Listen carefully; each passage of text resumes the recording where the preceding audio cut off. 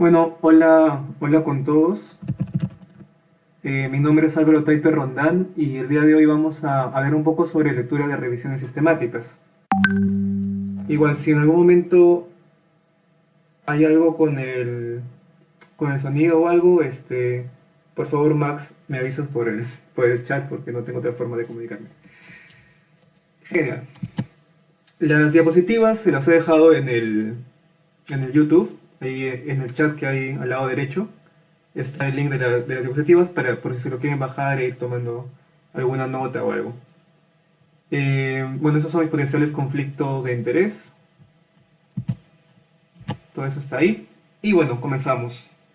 Esta ponencia, si bien se trata sobre lectura de revisiones sistemáticas, está enmarcada en el flujo de toma de decisiones. ¿Qué significa esto? De cómo, como médicos, como profesionales de la salud, podemos tomar la mejor decisión basada en evidencias. Y para ello un componente importante es la revisión sistemática, así que lo vamos a enfocar desde ese lado. Para tomar una adecuada decisión, pues la medicina basada en evidencias, bueno, si bien tiene varias formas de ser interpretada, una de las más usadas y comunes es la propuesta por Gayat, que se basa en 5 pasos.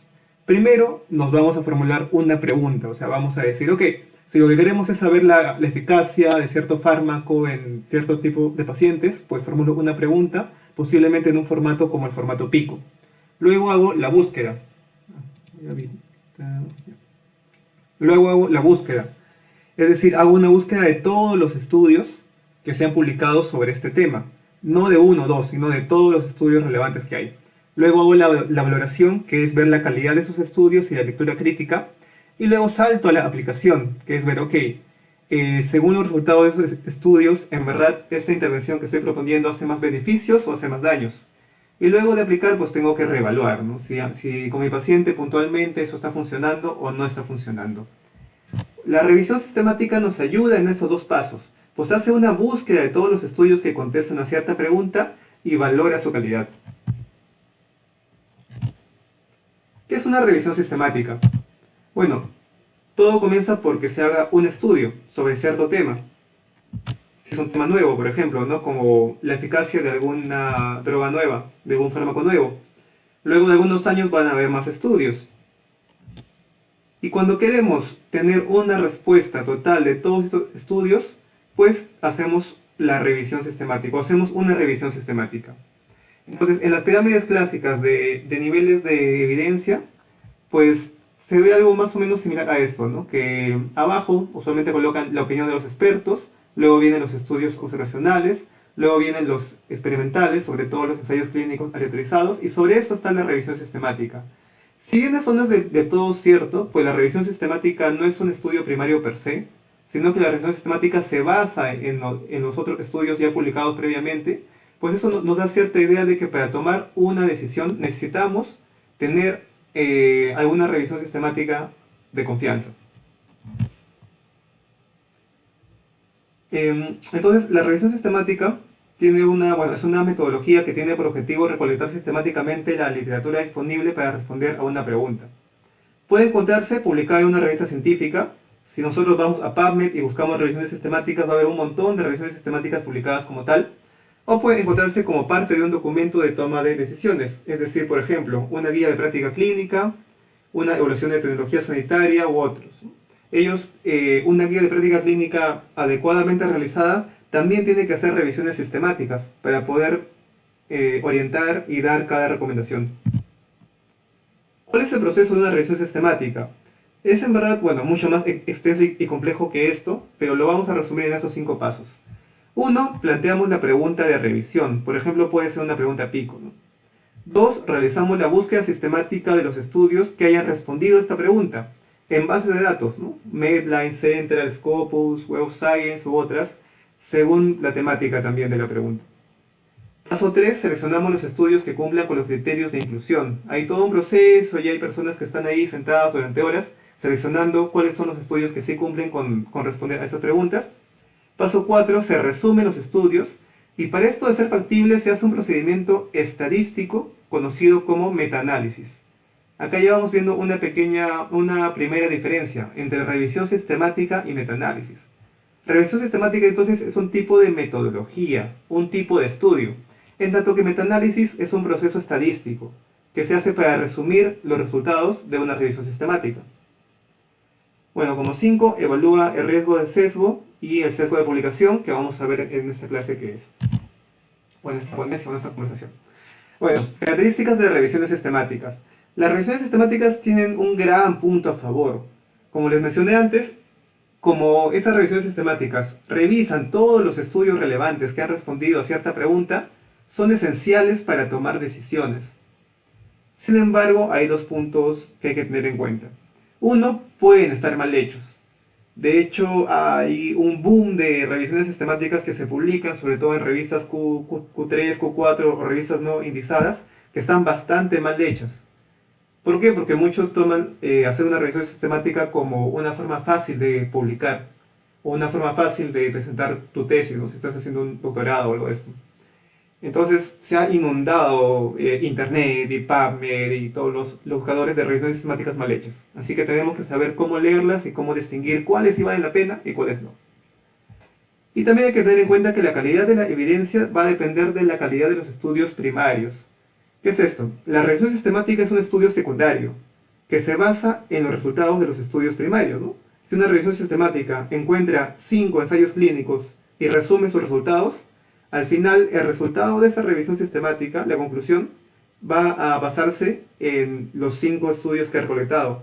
Es decir, si los 5 estudios estaban mal hechos, pues la revisión sistemática, por más bien hecha que esté, no va a poder concluir nada. Entonces, no vamos a poder leer solamente la conclusión de una revisión sistemática, ni solamente el resumen. Esos factores que les he comentado antes hacen que tengamos que tener una lectura bastante crítica de ese tipo de artículos. Vamos a desarrollar esta clase dentro de, o enmarcado en un ejemplo, ¿no? Por ejemplo, si tenemos una paciente primigesta de 25 años con 13 semanas de gestación y nos preguntamos, ¿la aspirina sería útil para prevenir el desarrollo de preeclampsia en gestantes como esta? Esta pregunta podría ser una pregunta pico, ¿okay? Es una pregunta de intervención. Vamos a ver en estos minutos revisiones sistemáticas de intervención. Hay otro tipo de revisiones sistemáticas de diagnóstico, pronóstico, que no vamos a tocar aquí, ¿okay? Entonces, ¿cómo convertimos esta pregunta en un formato pico primero para entender qué cosa se está haciendo? La población, en este caso, nos dice si es que queremos ver la utilidad de la aspirina en el desarrollo de preeclampsia en gestantes, la población sería gestantes. La intervención aspirina, ¿qué cosa vamos a comparar? La intervención aspirina con el grupo control, que es un grupo que no recibe aspirina. Y el outcome, que es desarrollo de preeclampsia. Entonces, vamos a PubMed. Bueno, este ya no es el PubMed que se usa ahora está de PubMed. Igual hacemos una búsqueda de aspirina, preeclampsia, revisión sistemática y encontramos que una de las más actuales es esta revisión, ¿no? Que dice aspirina para la prevención de preeclampsia pretérmino y a término, 2 puntos, una revisión sistemática con metaanálisis. Y vamos a leer este artículo, ¿ok? Para eso vamos a ver ciertos puntos clave en la lectura de una revisión sistemática. Como es una revisión sistemática publicada como artículo científico, tiene el formato IMRD. ¿Qué es eso? Introducción, métodos, resultados y discusión. IMRD.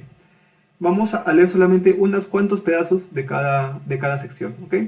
Que son los más importantes para tener una idea de qué se ha hecho y qué es lo criticable de esa revisión.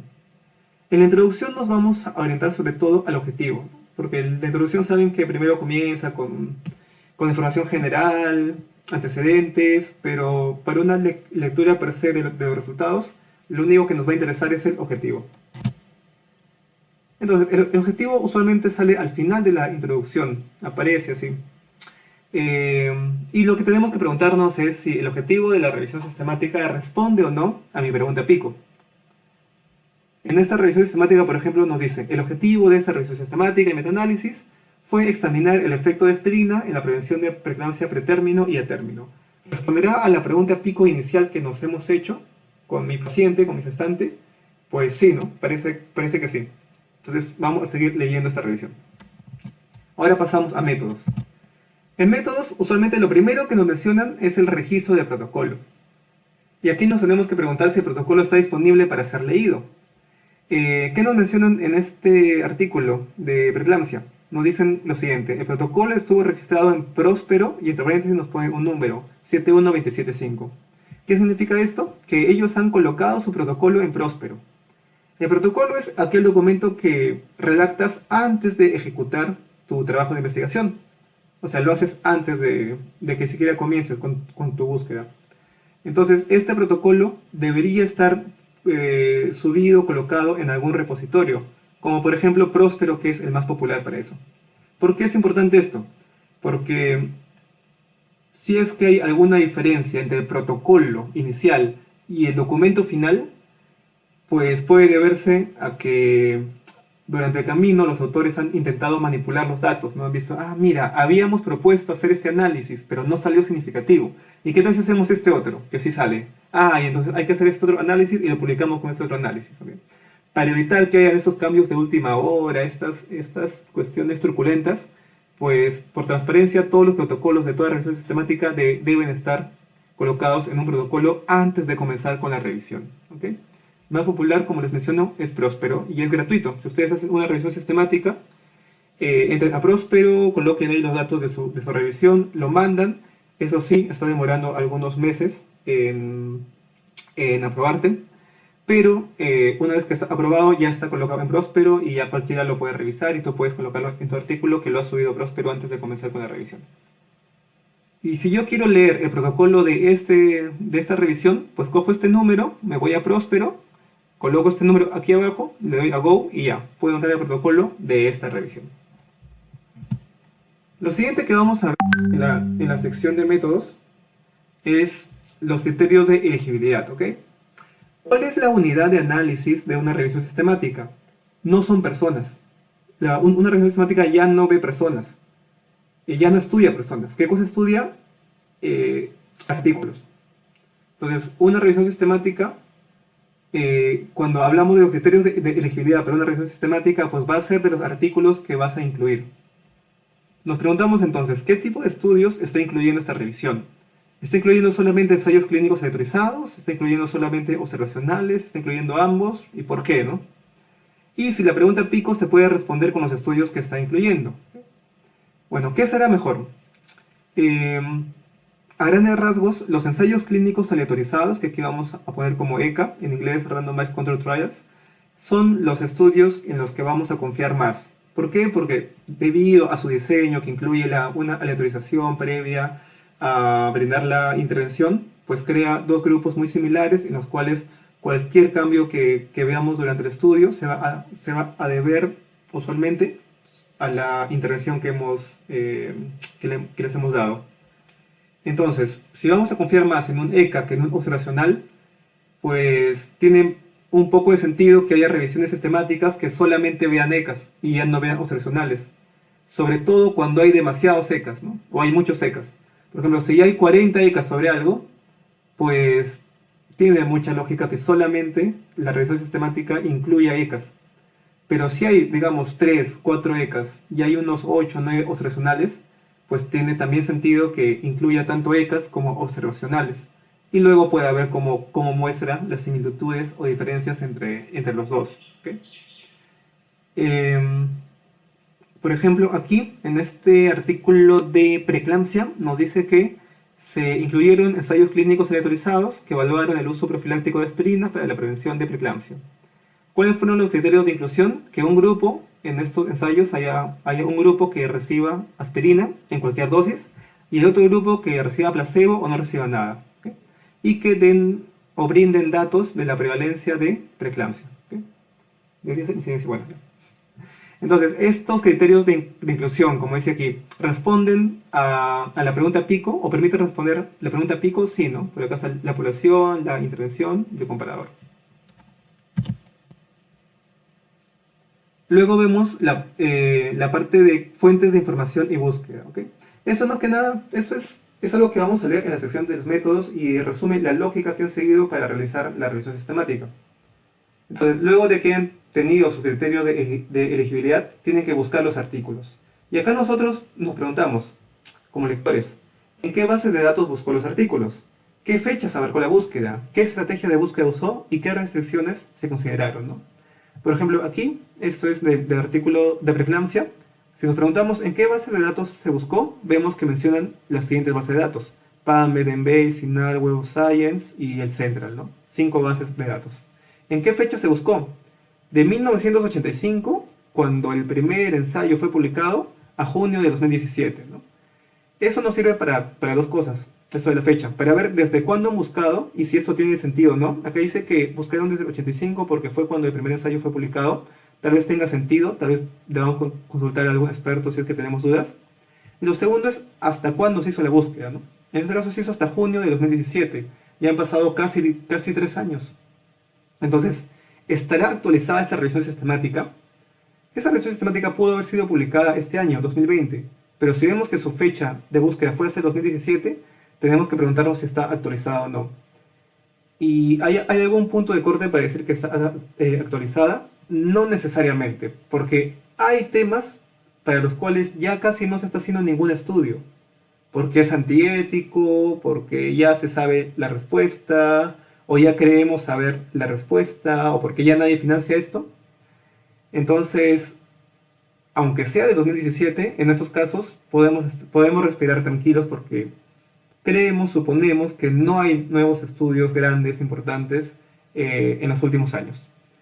Pero hay temas en los cuales se publica tanto cada día, como por ejemplo ahora en coronavirus, que una revisión sistemática que haya salido, que haya hecho su búsqueda hasta inicios de abril, ahora ya está totalmente desactualizada. Entonces, esto de cuándo ha sido su última búsqueda y si eso no actualizado va a depender de cuánto se esté publicando sobre esos temas, ¿no? ¿Y cómo sabemos eso? Pues ahí sí, una vez más tenemos que consultar con expertos. Luego, la siguiente pregunta es, ¿qué estrategia de búsqueda se usó? Acá no nos hablan de la estrategia de búsqueda, sin embargo, lo que deberían habernos colocado es algo como esto, ¿no? Es decir, por ejemplo, en PubMed usamos esta estrategia de búsqueda. En Scopus esta, en Central esta. ¿Qué es esto? Son todos los términos, por ejemplo, en PubMed meten mesh, TIA, operadores booleanos, asteriscos y todo, que reflejan una búsqueda avanzada. Y lo ideal sería poder incluso leer esos términos y ver si para nosotros tienen sentido o no tienen sentido, ¿no? Por eso es que por transparencia y para hacer una adecuada lectura crítica se busca que las revisiones sistemáticas nos den una tabla como esta, ¿no? Una tabla o un anexo como estos en los cuales mencionen cuáles son los términos por cada buscador que han usado. Aquí, bueno, no nos dan nada de esto. Y por último, ¿qué restricciones se consideraron? Por ejemplo, aquí abajo nos dice que no se aplicó ninguna restricción del lenguaje y no nos habla de nada más. En cuanto a las restricciones, la más común es la del lenguaje. ¿Qué significa? Que, por ejemplo, te dicen, solamente hemos incluido estudios en inglés. Solamente hemos incluido estudios en chino, inglés, francés y alemán y español, por ejemplo, ¿no? Entonces, esto es obviamente debido a la factibilidad, debido a que nunca vas a tener un equipo tan plurilingüe que hable todas las lenguas, como para poder leer bien cada uno de los artículos, pero puede ser una gran limitación, porque, por ejemplo, a ver, veamos, en un tema tipo acupuntura. En acupuntura sabemos que se publica bastante en chino o en japonés, y si uno de sus criterios de inclusión o una de sus restricciones ha sido que solamente incluyeron artículos en inglés, pues estamos en un gran problema, porque nos vamos a volar la gran masa de artículos que se han estado publicando en japonés o en chino. Entonces, dependiendo del tema, esta restricción del lenguaje puede ser importante, ¿no? En este caso nos dice que no se aplicó ninguna restricción, así que no nos preocupamos por ahí. Hasta este punto debemos de preguntarnos, ¿está bien hecha la búsqueda? O sea, los criterios de elegibilidad están adecuados y las fuentes de información y de búsqueda nos hablan de una búsqueda bien hecha, ¿ok? Y si la respuesta es que sí, pues ya podemos respirar tranquilos, ¿no? Si nos parece que no, pues pucha, se nos cae bastante esa revisión. Porque si la búsqueda no está bien, ya no va a tener mucho sentido intentar leer, descifrar, confiar en el resto de la información o de los resultados. ¿Okay? Luego, seguimos en métodos todavía, viene la selección de datos la selección de estudios y extracción de datos. O sea, una vez que han hecho sus búsquedas en los 5 buscadores, puede ser encontrado con 7000 artículos, ¿no? Sumando todos los buscadores. ¿Qué hacen con esos 7000 artículos? Pues comienzan a filtrarlos para saber cuáles son los que van a seleccionar, cuáles son los que han cumplido sus criterios de inclusión. Y eso se conoce como selección de estudios. Este proceso de selección de estudios debe ser hecho por duplicado. O sea, debe haber 2 personas paralelamente, sin ningún contacto, que cada una de ellas haga la selección de los mismos artículos. Es decir, por ejemplo, si tenemos 7000 artículos y solamente tenemos a 2 personas, pues una de ellas hace la selección de los 7000 para ver cuáles son los incluidos, y la otra persona también hace la misma selección de los 7000 para ver cuáles son los incluidos. Luego de esta selección por duplicado, se comparan los incluidos por ambas personas y se ve por qué uno incluyó otro tal o cual artículo para llegar a un consenso o a una solución. ¿Okay? Entonces, este es el proceso de selección y se tiene que hacer por duplicado. ¿Por qué por duplicado? Porque es muy fácil equivocarse, ¿no? Sobre todo en una tarea tan mecánica y tan pesada como seleccionar artículos. Entonces, que justo borres o se te pase uno de los artículos más importantes puede ser bastante catastrófico, ¿no? En cambio, si eso le pasa a 2 personas, ya es algo mucho menos probable, ¿no? Inmediatamente luego de la selección viene la extracción de los datos. ¿Qué significa esto? Ya, de los 7000 me he quedado con 10 estudios. De estos 10 voy a extraer los datos que me interesan. ¿Qué me interesa? ¿Cuál fue su población, su intervención, su comparador, su outcome, su RR, su OR, su diferencia de medias, su financiamiento, todos los datos que me interesan? Esa extracción también debe ser hecha por duplicado, por la misma razón que antes, ¿no? En el artículo de preeclampsia, por ejemplo, nos dice que todas las situaciones fueron examinadas para identificar estudios potencialmente relevantes. Estamos hablando de la selección. Los resúmenes de esos estudios fueron revisados por 2 revisores independientes, entre paréntesis SR y EB.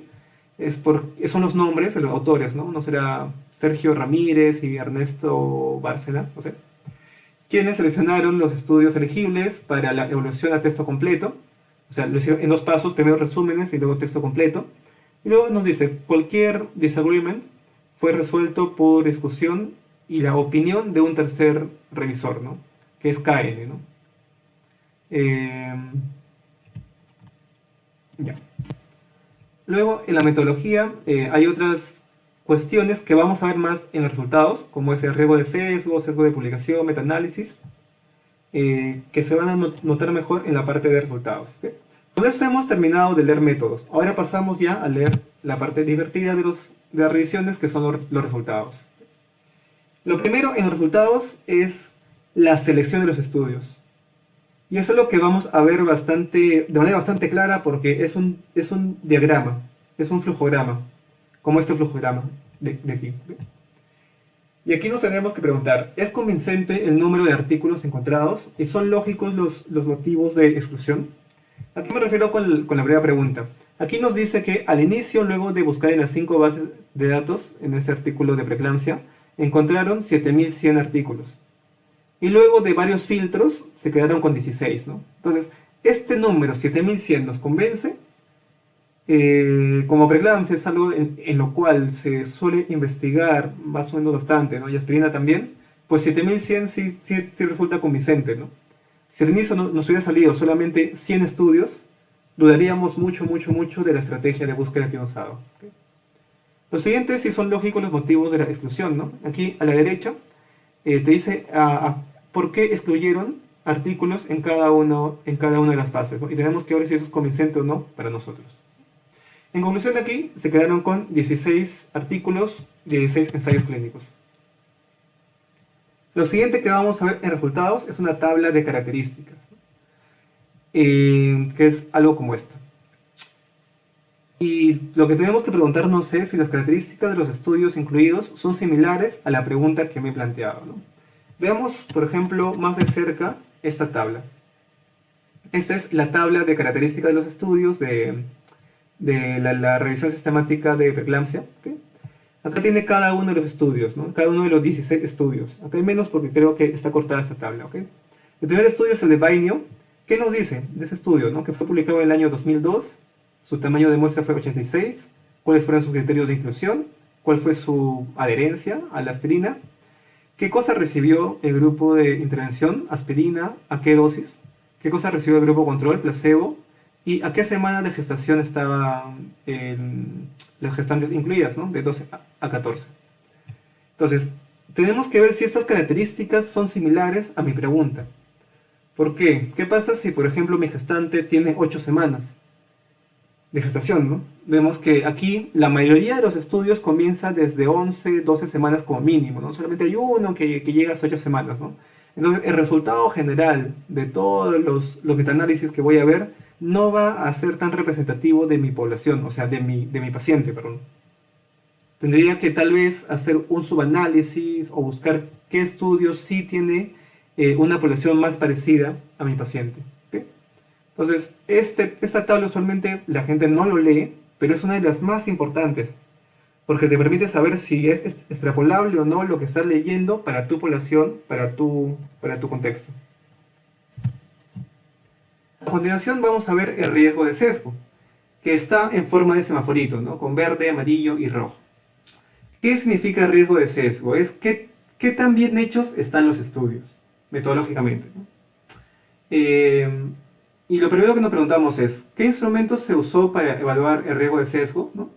Para ensayos clínicos aleatorizados, casi todos, por no decir todas las revisiones sistemáticas, usan la herramienta de Cochrane para evaluar riesgo de sesgo. En tanto que para los estudios observacionales hay un montón de herramientas y cada uno usa una herramienta distinta. Usualmente, viendo por ejemplo en un ensayo clínico, en una revisión de ensayos clínicos aleatorizados, vamos a encontrar un semáforo como este, o como este, que es la herramienta de Cochrane. ¿Okay? Como ven, por ejemplo aquí, para arriba, cada una de las columnas es un estudio. Y cada una de las filas es uno de los ítems de la herramienta de riesgo de sesgo de Cochrane, ¿no? Como si la secuencia aleatoria estuvo bien generada, si hubo cegamiento y otros más. Entonces, cada bolita verde significa que el estudio tuvo bajo riesgo de sesgo. Bajo riesgo de sesgo, ¿qué significa? Que estuvo bien hecho. Rojos, que tuvo alto riesgo de sesgo, o sea que estuvo mal hecho, tuvo una falla ahí que no nos permite confiar en el estudio. Y amarillo es cuando no nos da información para saber si fue bajo o fue alto. Por lo general, si no nos da información, pensamos lo peor. Porque si alguien no nos dice transparentemente algo, suponemos que es porque lo ha hecho mal, ¿no? Entonces, amarillo y rojo pesan casi lo mismo. En tanto que verde son los únicos que se salvan, ¿no? Entonces, si vemos una tabla como esta, pues estamos un poco fritos, ¿no? Porque, ¿qué nos está diciendo? Que la gran mayoría de los estudios tiene alto riesgo de sesgo o no menciona bien su riesgo de sesgo y consideramos que es alto, así que posiblemente las conclusiones de esta revisión no vayan a ser confiables. En cambio, si vemos esto, la mayoría verde, pues ya podemos respirar un poco más tranquilos. En el caso de esta revisión de preeclampsia, lo que nos dan es esto. No hay bolitas, qué pena, pero hay barritas. ¿Qué significan esas barritas? Miren, aquí están los ítems de riesgo de sesgo de Cochrane. Todos los ítems, secuencia aleatoria, cegamiento y otros, ¿ok? Y aquí hay porcentajes. ¿Qué nos dice, por ejemplo? Para secuencia aleatoria, el 80 y pico por ciento, pongámosle 83% de los artículos tuvo bajo riesgo de sesgo. Y el resto tuvo riesgo de sesgo no determinado, ¿no? Y así para cada uno, ¿ok? Entonces, esto no es recomendable presentarlo así, porque no te permite ver de cada uno de los estudios su riesgo de sesgo. Y vamos a ver un poco más adelante que es importantísimo saber el riesgo de sesgo de cada estudio en particular, ¿no? Pero bueno, ellos han decidido colocarlo así, pues qué pena. Lo siguiente que vamos a ver ya son los resultados de los estudios. Y esos resultados de los estudios ya se puede presentar de dos formas.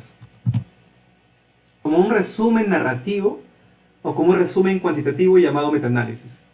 ¿Qué es un resumen narrativo? Usualmente se presenta así, ¿no? Una tabla un poquito densa muchas veces, en la cual colocan cada uno de los estudios. Por ejemplo, acá hay 3 estudios. Estudio 1, estudio 2, estudio 3, ¿no? y colocan el resultado de cada estudio. O sea, no hacen ningún análisis estadístico posterior. Simplemente dicen, este estudio encontró esto, el otro estudio encontró esto, el otro estudio encontró esto. ¿Okay? Es algo bastante simple y bueno, a veces para leer es un poco engorroso y es un poco difícil sacar conclusiones de aquí. Porque si los estudios se contradicen, por ejemplo, no sabemos bien a cuál hacerle caso. Por otro lado, lo que vamos a encontrar muchas veces es un resumen cuantitativo conocido como metaanálisis. Y en este caso vamos a encontrar algo parecido a esto, ¿no? Un gráfico como este que se llama Forest Plot, en donde colocan cada uno de los estudios y rombitos que se llaman estimados globales. Vamos a fijarnos más en los metaanálisis. En esta revisión de preeclampsia colocan este metaanálisis gigante, ¿ok? Vamos a ver solamente esta partecita que está en rojo para poder tener algunos conceptos básicos. ¿Ok? Este es el metaanálisis, es una partecita de metaanálisis grande. El título dice Forest Plot para la aspirina para la prevención de preeclampsia pretérmino. ¿Okay? Entonces recordemos aquí nuestra pregunta pico porque eso nos va a ayudar a entender este metaanálisis, ¿no? ¿Cuál fue la intervención aquí? Aspirina, ¿no? ¿Cuál fue el desenlace? Desarrollo de preeclampsia, ¿ok? Entonces, ¿qué es lo que queremos? Que los ensayos clínicos han tenido dos grupos. Un grupo que recibió aspirina y un grupo que no recibió aspirina. Y vamos a ver el desarrollo de preeclampsia en ambos grupos. Ahora, veamos aquí abajo, ¿ok? Nos dice que eso es para gestantes de menos de 16 semanas y aspirina de más de 100 miligramos, ¿no? Nos dice esto porque eso es parte de un metaanálisis más grande con otras dosis y con otras gestantes. No nos vamos a fijar en esto ahora. Ahora vemos que la primera fila que nos mencionan es Stanescu 2015, ¿no? O sea, nos hablan del estudio publicado por alguien que se llama Stanescu y fue publicado el año 2015. ¿Okay? Y así hay varios estudios, ¿no? 1, 2, 3, 4, 5, 6 estudios. Luego nos hablan de esas dos columnas. Esas dos columnas nos dicen qué pasó en ambos grupos. En el grupo que recibió aspirina y en el grupo que no recibió aspirina, ¿no?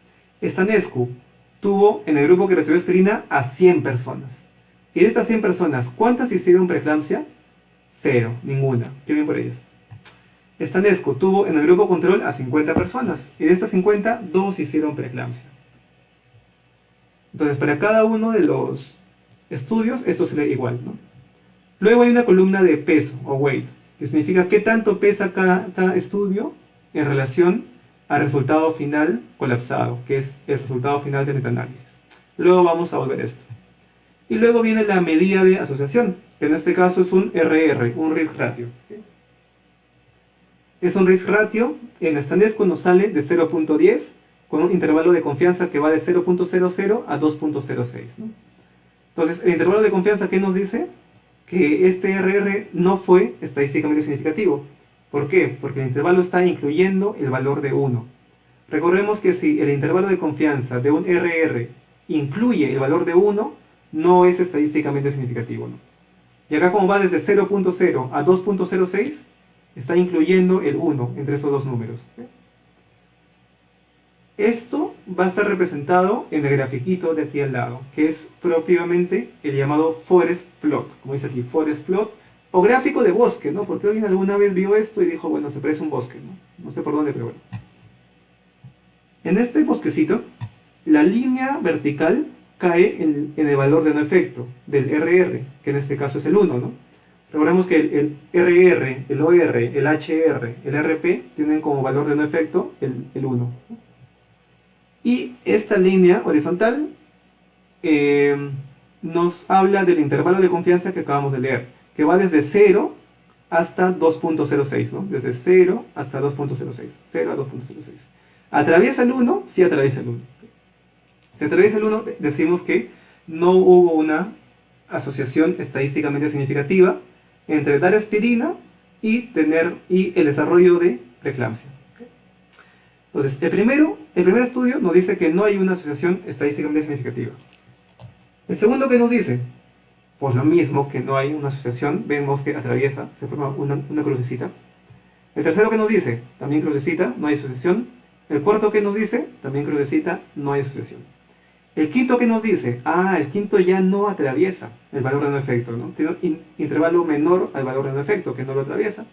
Entonces nos habla de que la aspirina es protectora. Y el sexto que nos dice, también nos habla que la aspirina es protectora. Entonces tenemos 6 estudios, de los cuales 4 nos dicen que no hay diferencias estadísticamente significativas y 2 nos dicen que sí hay y que la aspirina es protectora. ¿A cuál le hacemos caso? ¿A los primeros 4 o a estos 2? Bueno, para ello hacemos algo que se llama el metaanálisis y fusionamos estos 6 estudios. Lo fusionamos en algo que se llama el estimado global o rombito, que es este de aquí abajo, ¿no? El famoso rombito. Y vemos que al fusionar los 6 estudios, como si hubiera sido un solo estudio gigante, el resultado nos hubiera salido así, con un intervalo que no atraviesa la línea de no efecto, ¿no? ¿Y cuál es ese resultado? Está aquí. 0.33 de RR con un intervalo de 0.19 a 0.57. Como ven, no alcanza el 1, ¿no? Se queda mucho antes del 1. ¿Okay? Entonces, le vamos a hacer caso a este estimado global. Las minucias estadísticas aquí son varias, sin embargo no vamos a adentrarnos mucho en esto. Solamente, para volver aquí a lo que era peso, como ven, cada uno de estos estudios tiene un peso un poco distinto, ¿no? Y hay estudios que pesan menos y hay estudios que pesan más. ¿El que pesa más cuál es? Es este de 8.4 que es el ASPRE. ¿Por qué es el que pesa más? Miren su población. Mientras los otros tenían poca población, este tiene 700 en un grupo y 800 en otro grupo, un montón más que los demás, ¿no? Entonces pesa más. Eso es tomado en cuenta en el metaanálisis. Y el metaanálisis le va a hacer más caso a los que pesan más, ¿no? Esto es como un, digamos en pocas palabras, sería algo así como un promedio ponderado, aunque no lo es tanto porque la parte estadística es un poco más compleja. Surface plot, el efecto, el estimado global. ¿Okay? Bueno, en cuanto al peso, al final los pesos tienen que sumar 100%, ¿no? ¿Por qué aquí sumaba 14.5%? Porque solamente estábamos viendo una parte de un metaanálisis mucho más grande, ¿no? Y vemos que este metaanálisis, lo que hemos visto es la parte que está en rojito, vemos que es un gran metaanálisis que tiene varios rombitos, ¿no? O sea, son 1, 2, 3, 4, 5 subgrupos. 5 subgrupos y por tanto 5 metaanálisis. Y un metaanálisis final, que es el sexto, que es el que resume todos los 5 subgrupos previos. Recordemos que si nuestra medida es una diferencia de medias, por ejemplo, el valor de no efecto ya no es 1, sino que es 0. Y entonces todo esto se interpreta, bueno, se dibuja similar, pero la línea vertical ahora cae en 0. Ahora, tenemos que tener cierta lectura crítica aquí. ¿Por qué? Los estudios con más peso van a jalar con más fuerza al estimado global. Por tanto, es necesario tener en cuenta su calidad. ¿Qué pasa si hay un estudio muy grande y el resto son chiquitos? Pero ese estudio muy grande está muy mal hecho, ¿no? Es un estudio súper mal hecho. Entonces, cuando ese estudio jale el estimado global para su lado, nos va a hacer creer que algo es de cierta manera cuando en verdad no lo es, ¿no? Cuando en verdad posiblemente los estudios chiquitos sean los que tengan la razón. Entonces siempre que leemos un metaanálisis y vemos algo como esto, tenemos que ver el riesgo de sesgo, el semaforito, ¿no? ¿Qué pasa si este estudio era por ejemplo, que estaba full rojo? Y los otros estudios chiquitos estaban verdes. Entonces tenemos que tal vez hacer otro subanálisis. ¿Qué pasa si solamente incluimos en un metaanálisis los estudios bien hechos, los estudios con bajo riesgo de sesgo? Tal vez este estimado se vaya para el otro lado y podamos confiar más en este resultado. Algo más que hay que saber leer en los metaanálisis es la heterogeneidad o inconsistencia. ¿A qué se refiere esto? Veamos, por ejemplo, este primer metaanálisis. ¿Ven? Vemos 6 estudios y vemos que estos 6 son muy similares, ¿no? Mira, este está aquí, o sea, los intervalos se sobreponen bastante. ¿Okay? Y al final nos dan un rombito aquí. Y este rombito, si trazamos una línea que sube de ese rombito, pasa por todos los intervalos, ¿no? ¿Qué nos dice esto? Que en verdad todos los estudios fueron bastante similares y por tanto vamos a confiar un poco más en este rombito, ¿no? Porque todos nos dicen, por ejemplo, que algo funciona. Los 6 estudios, sin excepción, nos dicen que algo funciona. Confiaremos en eso. Pero ¿qué pasa en este otro ejemplo? Miren, cada estudio nos dice una cosa totalmente distinta, ¿no? Este nos dice que funciona, este que no funciona, y así, ¿no? Al final, el rombito, si trazas una línea, no se cruza con casi nada, ¿no? A esto le llamamos heterogeneidad, cuando cada estudio dice algo distinto. Y esto hace que confiemos mucho menos en el rombito. ¿Por qué? Porque puede que lo que esté pasando aquí sea que este fármaco sí funcione en ciertos pacientes y en otros no. Por ejemplo, que sí funcione en los estudios hechos en China y no funcione en los estudios hechos en Italia. Entonces, lo que se debería hacer en este caso es explorar la heterogeneidad, hacer análisis de su grupo, plantear hipótesis y ver por qué hay tanta heterogeneidad, ¿no? Hasta entonces no podemos confiar mucho en esta rombito. La heterogeneidad usualmente se presenta de manera estadística con algo que se conoce como el I cuadrado, que lo van a ver en todos los metaanálisis. Si el I cuadrado es más de 40%, según el punto de corte que establece Cochrane, se dice que la heterogeneidad es importante. Hay otras pruebas que también se usan, pero la I cuadrado es la más conocida. Bueno, y recordemos esto, ¿no? Si la mitad de tus estudios te dicen que te vas a congelar y la mitad te dicen que te vas a quemar, pues no significa que vas a estar tibio, ¿no? Significa simplemente que la mitad de tus pacientes se van a morir por congelamiento y la otra mitad por calor. No significa que todos van a estar finalmente tibios. En este caso, por ejemplo, tenemos el I cuadrado, este es el metaanálisis que hemos visto hace un ratito. Tenemos que aquí nos presentan el I cuadrado de heterogeneidad. Siempre tenemos que buscar el I cuadrado de heterogeneidad. Puede haber otros I cuadrados. I cuadrado de heterogeneidad de 0%. ¿Qué significa esto? Que como es menor a 40%, no tiene heterogeneidad importante. El siguiente concepto que hay que entender aquí es el de modelos. ¿Qué son los modelos? Son las fórmulas que se usan para calcular el estimado global en el metaanálisis. Hay básicamente dos familias de modelos. Bueno, estamos hablando de metaanálisis frecuentistas, no de los bayesianos. Eso ya sería otro tema. Pero bueno, en los frecuentistas hay básicamente dos familias de modelos. Los modelos fijos, los modelos de efectos fijos, que en inglés están como fixed, y los modelos de efectos aleatorios, que en inglés están como random, ¿no? Acá, por ejemplo, vemos que debajo de risk ratio dice m-h, random. Random, ¿qué significa? Es un modelo aleatorio. ¿De qué? De Mantel y Hansel, ¿no? Pero la familia de modelos es modelos aleatorios, ¿no? ¿Cuándo se usa cada uno? Mira, si observamos heterogeneidad, o sea, si tenemos un I cuadrado más de 40%, tenemos que usar modelos aleatorios, porque los modelos aleatorios van a contrarrestar de cierta manera esta heterogeneidad y nos va a dar un resultado más acorde. Si no observamos heterogeneidad, o sea, I cuadrado menos de 40%, usamos cualquiera de los dos porque nos va a dar el mismo resultado, prácticamente el mismo resultado. ¿Okay? Aquí, por ejemplo, tenés heterogeneidad de 0%, que han usado efectos aleatorios. ¿Estará bien esto? Pues sí, ¿no? Porque te dice que si no hay heterogeneidad, como en este caso, puedes usar lo que quieras. Así que está bien haber usado modelos aleatorios. Esos son los análisis de subgrupo que hemos visto. Y el último tema en esta parte de los resultados es el análisis de sensibilidad. ¿Qué es un análisis de sensibilidad?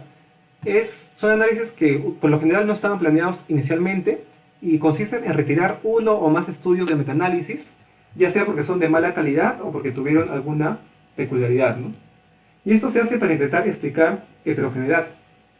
Por ejemplo, aquí vemos en este metaanálisis que está bajo la letra B, vemos que hay 4 estudios, ¿no? Y tenemos un I cuadrado de 42%. Eso significa que hay alta heterogeneidad, ¿no? Y si vemos esos 4, ¿a qué se debe esta alta heterogeneidad, no? Y nos damos cuenta que es a este tercer estudio, ¿no? Que nos dice justo todo lo opuesto que nos decían los otros estudios, ¿no? Entonces, ¿qué han hecho? Ya, en el metaanálisis C han hecho un análisis de sensibilidad, en el cual no han hecho más que retirar, que decirle hasta la vista baby, a este tercer estudio, ¿no? El estudio de XIE 2013. Lo mataron y se quedaron con los 3 estudios. Y vieron, mira, el rombito ha cambiado un poquito, ¿sí? Pero ahora el I cuadrado es de 0%. Ya, genial, nos quedamos sin heterogeneidad. ¿Pero será correcto hacer eso? ¿Será correcto retirar estudios porque nos causan heterogeneidad? Definitivamente no. Tiene que haber algún pretexto para retirarlo. Bueno, más que algún pretexto, alguna razón válida para retirarlo. Por ejemplo, si nos dicen que este estudio es el único estudio que fue de muy mala calidad y los otros fueron de muy buena calidad, pues podemos retirarlo. O si este estudio fue el único hecho en población, no sé, europea, y el resto fueron hechos en latinos, ahí ya podemos probar qué pasa cuando lo retiramos, ¿no? Claro, siempre probando. Entonces, ¿en cuál de los dos vamos, en cuál de los dos resultados vamos a confiar más? ¿En este, el primero, que tiene todos los estudios, o en el segundo, que tiene un estudio menos? Pues depende. Depende de qué también hayan justificado los autores la retirada o no de ese artículo y si eso hace lógica para ti. A ver cómo estamos con el tiempo. Ya, esta cuestión es bastante rápida. Al final de los resultados, usualmente se va a presentar algo que es el sesgo de publicación. Y esta cuestión es bastante interesante. El sesgo de publicación es el riesgo de que un grupo de estudios no haya sido publicado y por tanto no lo hayamos incluido en el metaanálisis ni en la revisión sistemática. ¿Y cómo nos damos cuenta si hay un grupo que no está siendo publicado? Obviamente no podemos ir a todos los países a preguntar a todos los hospitales del mundo para ver si ha habido algún estudio más que se haya hecho sobre aspirina, por ejemplo, pero que no se haya publicado. Pero hay un método estadístico que nos sugiere si es que puede haber o no estudios que no se han publicado. ¿Cómo se llama este método? Es el funnel plot. Funnel, que es embudo, se traduciría como gráfico del embudo. Y hay también métodos estadísticos, que son el test de Eger, el test de Begg, y hay varios más, pero bueno, estos dos son los que más se usan. ¿Cuándo se puede evaluar esto? Cuando tenemos 10 o más estudios incluidos. Si tenemos menos de 10 es muy difícil poder hacer todo esto. ¿De qué se trata este funnel plot? Este funnel plot es este grafiquito que vemos aquí abajo, que nace de un metaanálisis. Una vez que tenemos un metaanálisis, recién podemos crear este grafiquito. ¿Qué pasa? En este grafiquito, cada bolita es un estudio, ¿no? Lo que en metaanálisis era una línea, acá se representa como bolitas, ¿ok?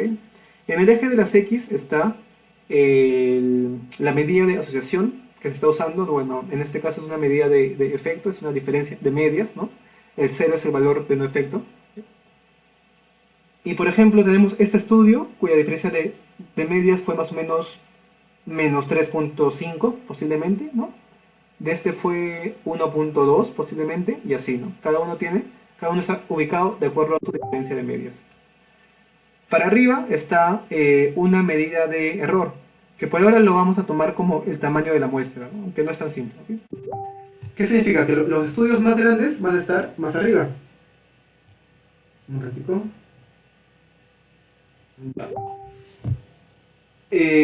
Entonces, este será el estudio más grande.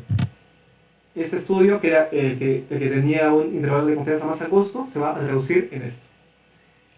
El segundo será este y así. Todos los estudios de metaanálisis están representados en este funnel plot. Ahora, ¿qué es lo que esperamos ver? Esperamos ver una pirámide así, como esta, bonita. Es decir, que las bolitas estén distribuidas en forma de pirámide o de triángulo. ¿Por qué? Porque si hay estudios que son muy grandes, o sea, con alto tamaño de muestra, esperamos que sus medidas de efecto sean muy similares, ¿no? Si tienes dos estudios con 100.000 personas cada uno, pues el RR que encuentres en uno y el RR que encuentres en el otro debe ser muy similar, porque por azar no se explica ninguna variación. En cambio, si tienes estudios más chiquitos, cada vez más chiquitos, esto se va haciendo cada vez más ancho. Y bueno, se traza una línea en el medio, que no es la línea de no efecto en este caso, sino es el valor del estimado global. Si bien esperamos ver algo así, muchas veces nos aparece algo así. ¿Cuál es la diferencia entre el gráfico 1 y el gráfico 2? Es el mismo gráfico, solo que hay un grupo de estudios que parece que vino alguien y se los comió, ¿no? Se los comió y aquí ya no están. Y miren esa línea punteada. Esa línea punteada era la de el estimado global, o sea, la de rombito. ¿Qué pasó con el valor de rombito cuando te comiste esos estudios? Viró para la izquierda, ¿no? Entonces, el estimado global cambia debido a que no estás incluyendo a esos estudios. Y esto se conoce como sesgo de publicación, ¿okay? Cuando vemos este funnel plot y vemos que faltan estudios y creemos que esto puede haber movido el estimado global. Como mencionamos, también se usan dos test, el test de Egger y el test de Beck. Para ambas pruebas, cuando nos mencionan en el texto, ¿no?, que tienen un test de Egger o un test de Beck menor a 0.05, nos indica sospecha de sesgo de publicación. En el caso de el metaanálisis de preeclampsia, este es el metaanálisis y este es el funnel plot, ¿no?, el gráfico de embudo, ¿no? ¿Qué ven ustedes aquí? ¿Habrá sesgo de publicación? O sea, ¿hay simetría entre ambos lados? Pues evidentemente no, ¿no? No hay ninguna simetría porque acá hay un montón de estudios que acá no aparecen, ¿ok? Entonces, ¿qué estamos creyendo? Que aquí sí habían estudios, porque por estadística, por las leyes de la matemática, si es que por casualidad un estudio te salió por aquí, también tuvo que haber otro que te haya salido por aquí, ¿no? Obviamente que no es algo que se cumpla tan a rajatabla, ¿no? Pero es ya un indicio de una sospecha, ¿no? Que aquí hubo estudios que tal vez no se han publicado, ¿no? Y si se hubieran publicado esos estudios, ¿qué hubiera pasado con esta línea, con el estimado global? Hubiera sido jalado a la derecha.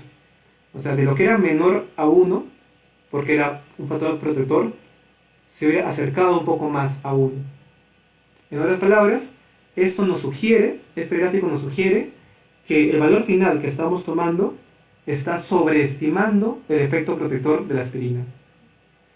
Hay métodos estadísticos para intentar reemplazar esos estudios y ver cuánto cambiaría el RR, por ejemplo, en este caso.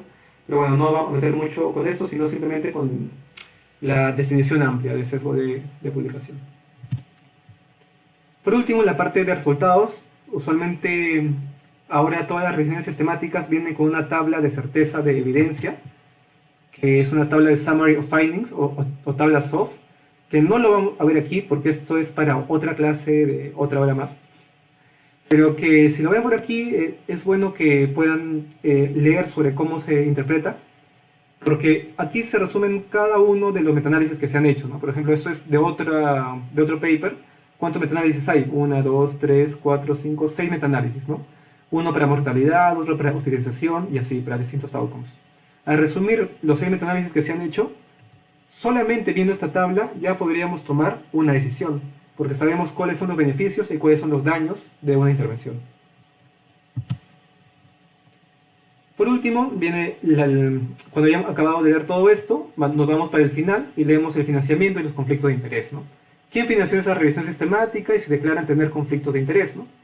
En el caso de preeclampsia, por ejemplo, nos dice que está financiado por este instituto canadiense y estos fondos de Quebec Santé, ¿no?, que son instituciones públicas presuntamente no afiliadas con una industria farmacéutica que pueda tener algún conflicto, ¿no? Y aparte nos mencionan que los autores reportan no tener conflictos de interés. Ojo que los conflictos de interés pueden ser monetarios y no monetarios. ¿Qué es un conflicto de interés monetario? Es cuando hay cierto interés monetario de los autores o de la organización para la cual laboran o reciben financiamiento los autores.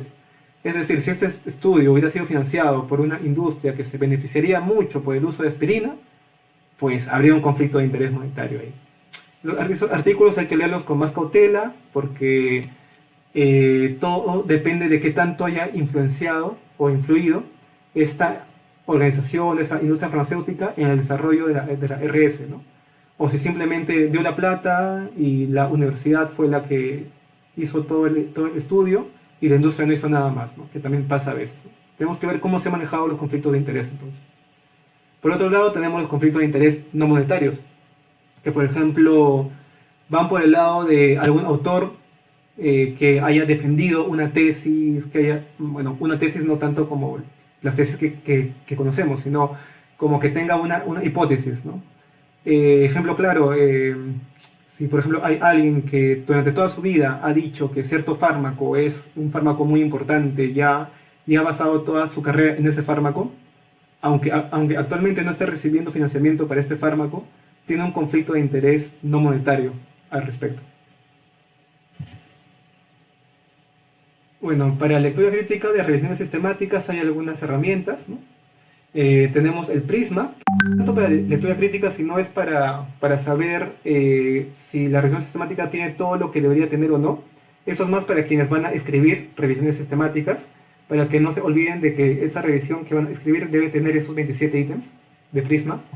Y para la lectura crítica per se hay dos herramientas conocidas, que son el CASPE, que es una bastante simple, de solamente 10 preguntas, y el Amstar 2, que es una bastante más compleja, es más para metodólogos, de 16 preguntas. Y con esto ya acabo esta parte.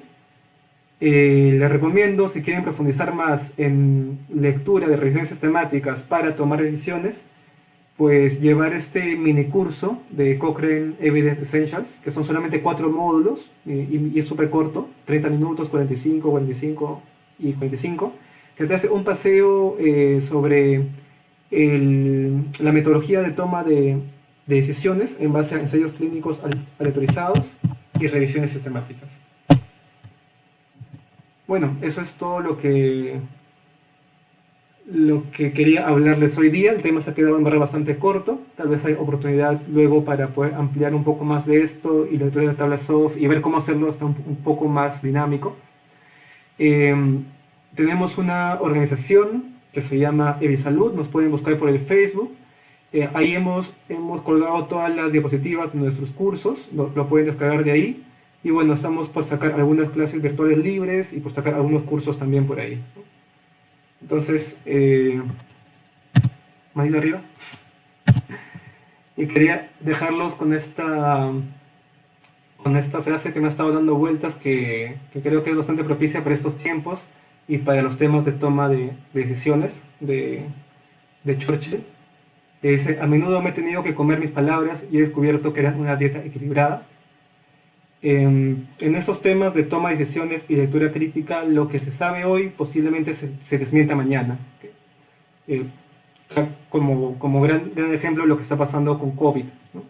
Lo que hoy día creemos que funciona, mañana posiblemente vayamos a estar seguros de que no funciona, y al revés, ¿no? Entonces hay que ser bastante dinámicos y hay que saber que el conocimiento es bastante limitado.